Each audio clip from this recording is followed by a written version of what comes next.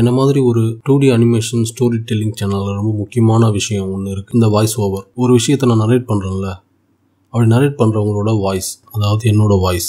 வழக்கமாக 2D animation cartoons அப்படின்னாலே ஒரு சின்ன பிள்ளைத்தனம் அதில் இருக்கும்.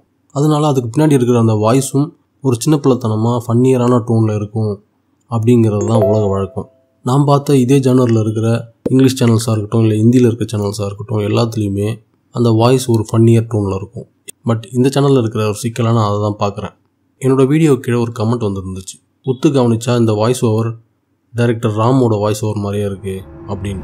ஆக்சுவலாக அந்த கண்டென்ட் ஒரு ஃபன்னியர் கண்டென்ட், ஃபன்னியாக இருக்கணுங்கிற நோக்கத்தோடு எழுதப்பட்டு வடிவமைக்கப்பட்டு அப்லோட் செய்யப்பட்ட ஒரு கண்டென்ட். நான் அதை ஃபன்னியராக டெலிவர் பண்ணனா இல்லையான்னு எனக்கு தெரியல.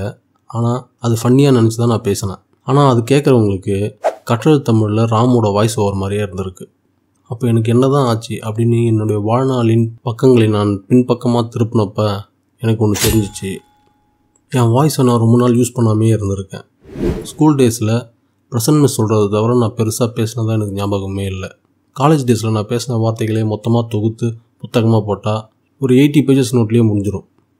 இப்படியே வாழ்நாள் முழுக்க இருந்ததுனால அண்டார்டிகா பனிக்கு நடுவில் மாட்டிக்கிட்டு ஃப்ரீஸ் ஆகி போன கேப்டன் அமெரிக்கா மாதிரி என்னோடய வாய்ஸ் ரொம்ப வருஷமாக டோன் ஆகாமலே ஃப்ரீசருக்குள்ளே இருந்திருக்கு. இப்போது அந்த வாய்ஸை வச்சுக்கிட்டு ஃபன்னியாக ஒரு கதை சொன்னால் கூட ஏதோ த்ரில்லர் ஸ்டோரி சொல்கிற மாதிரியே ஒத்து கவனிச்சிட்ருக்காங்க. ஒரு உதாரணத்துக்கு சொல்கிறேன். ஒரு டேபிளில் உங்கள் ஃப்ரெண்ட்ஸோடு உட்காந்து சாப்பிட்டுட்ருக்கீங்க. நீங்கள் சாப்பிட்டுருக்க கேக் தவறி கீழே விழுந்துருது. தரையில் விழுந்த கேக்கை வேஸ்ட் பண்ணாத, எடுத்து சாப்பிடுன்னு ஒருத்தன் சொல்கிறான். அந்த கேக்கை மனுஷன் சாப்பிடுவானா அப்படின்னு ஒருத்தர் கேட்குறாருன்னு வச்சுக்கோங்க.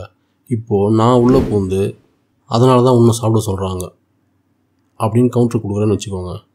நான் அதை ஃபன்னி டோனில் தான் டெலிவர் பண்ணுறேன். எனக்குள்ளே இருந்து அது அப்படி தான் வெளிப்பட்டுச்சு. ஆனால் என் வாயிலிருந்து அது வெளில வரும்போது இதையெல்லாம் மனுஷன் சாப்பிடுவானா, அதனால தான் இன்னும் சாப்பிட சொல்கிறாங்க. நம்பியார் 2 கையை பசஞ்சிக்கிட்டே இந்த டைலாக் டெலிவரி பண்ண மாதிரி அது வெளியில் போய் சேர்ந்துடுது. இப்போது நான் என்ன தான் பாடுபட்டு, இல்லை நான் விளையாட்டுக்கு தான் சொன்னேன், நத்திங் சீரியஸ், நான் பெருசாக மீன் பண்ணல, நான் இதை ஃபன்னியாக தான் பேசினேன்ட்டு ஒரு பெரிய விளக்கத்தங்க கொடுக்க வேண்டியிருக்கு. ஆகவே மகாஜனங்களே, இதன் மூலமாக நான் என்ன சொல்ல வரேன்னா, இந்த சேனலில் ஒளிபரப்பப்படும் அனைத்து கண்டென்ட்களும் பாரதி ராஜா வாய்ஸ் ஓவரில் வர பாப்பாய் கண்டென்ட் மாதிரி. பாடி லாங்குவேஜ் தான்ப்பா, உள்ள ஒன்றும் கிடையாதுப்பா.